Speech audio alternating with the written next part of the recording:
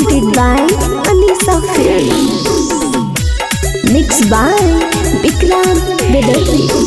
लागे तू तोरा की ठंडा के छौड़ी तू मानी ले हमर कहाना मागे।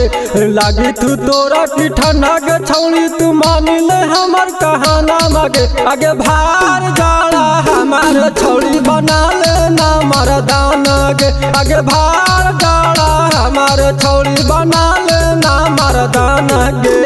काम करबौ दावा नियन हियौ दावा खाना मागे। काम करबौ दावा नियन हियौ दावा खाना मागे। आगे भार जाड़ा हमार छौड़ी बना ले ना मरदाना गे। आगे भार जाड़ा हमार छौड़ी बना ले ना मरदाना गे।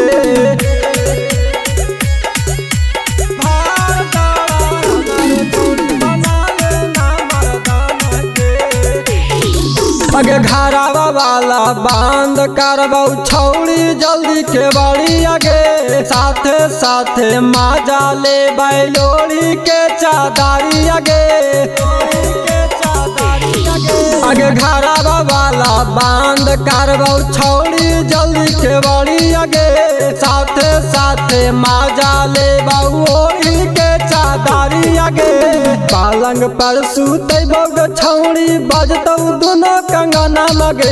आगे पालंग पर सुतैबौ ग छौड़ी बजतौ दोनों कंगना मागे। आगे भार जाड़ा हमार छौड़ी बना ले ना मरदाना गे। आगे भार जाड़ा हमार छौड़ी बना ले ना मरदाना गे।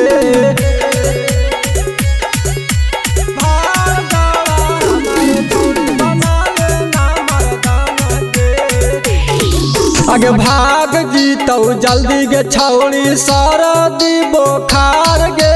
एगो चुमा लेतौ गे छौड़ी भारत गीता कार गे।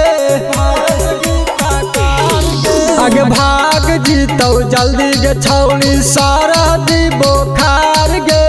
एगो चुमा लेतौ गे छौड़ी भारत गीता कार गे। यादव जी मासुरी छौड़ी छूतौ तर बादाना मगे।